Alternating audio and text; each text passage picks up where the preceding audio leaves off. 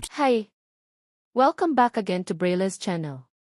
Nagbabalik po tayong muli para sa panibagong payout updates, hindi lamang ng social pension maging ang pagbibigay din ng birthday cash gift at centenarian cash benefits sa iba't ibang lugar. Kung saan at kailan ayan po ang ating ibabahagi ngayon, but before po tayo mag-start sa ating topic, kung bago ka pa lang sa aking channel, please do kindly subscribe, like, and share na din sa ating mga kaibigan. Kaanak o kapwa po natin pensioners at please do share na din sa ating mga social media accounts para mas marami pa ang makaalam. With no further ado, let's begin na po sa ating topic. Wow, ang daming payout. 3,000 at 6,000 pesos social pension plus birthday cash gift plus centenarian cash benefits. As per schedule from June 5 hanggang July 1. NCR at iba pa alamin. Narito na po ang latest payout schedule ng social pension as of this date. Kung isa po kayo sa naghihintay ng inyong payout ay tignan pong maigi ang bawat lugar, venue at oras ng inyong payout. Kung ready ka na tara panoorin po natin.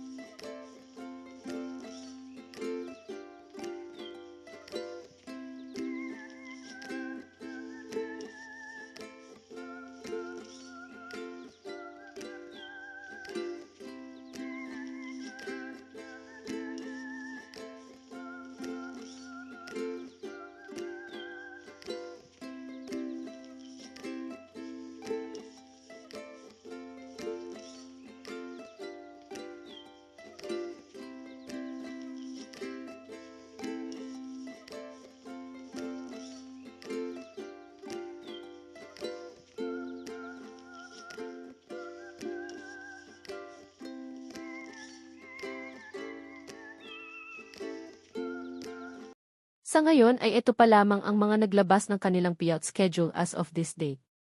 Sa mga may katanungan o hinaing sa kanilang social pension at iba pang benepisyo, ay maaari po kayong makipag-ugnayan sa inyong mga barangay o OSCA office para sa agarang kasagutan.